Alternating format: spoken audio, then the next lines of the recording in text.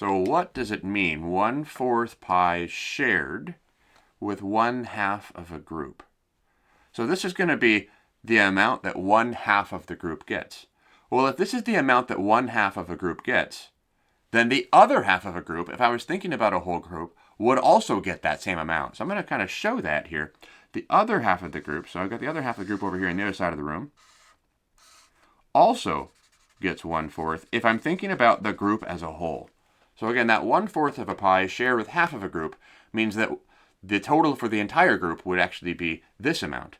And if I think about this and I'm just looking at it, well, I know that's 1/4 and I know that's 1/4. So ultimately what we have there is we actually have 2/4 of a pi, or really half of a pi.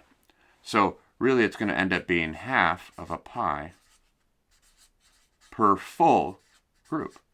And that's one way that I can understand this. There's a lot of other ways we can contextualize this, but thinking about, okay, what's happening here? 1/4 really divided by a half means something a little bit different here. So when I'm doing 1/4 divided by a half, we're coming into here, we're going to kind of see what does that look like.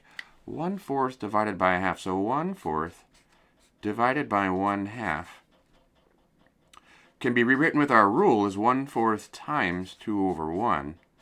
And I'm going to pause there for a minute because I want to say, why does it make sense that to divide by a half, we multiply by 2? And I'm looking back at my picture, looking back at my context, and actually, I'm quite literally drawing 2 of them. I was dividing by a half, and in my context, to make sense of that, I ended up drawing 2 pies, or 2/4 of a pi.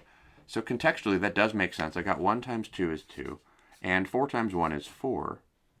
So there's 2 slices of the fourths, which really can be condensed together to be 1/2 of the pi. So 1/2 of a pi per group. Okay.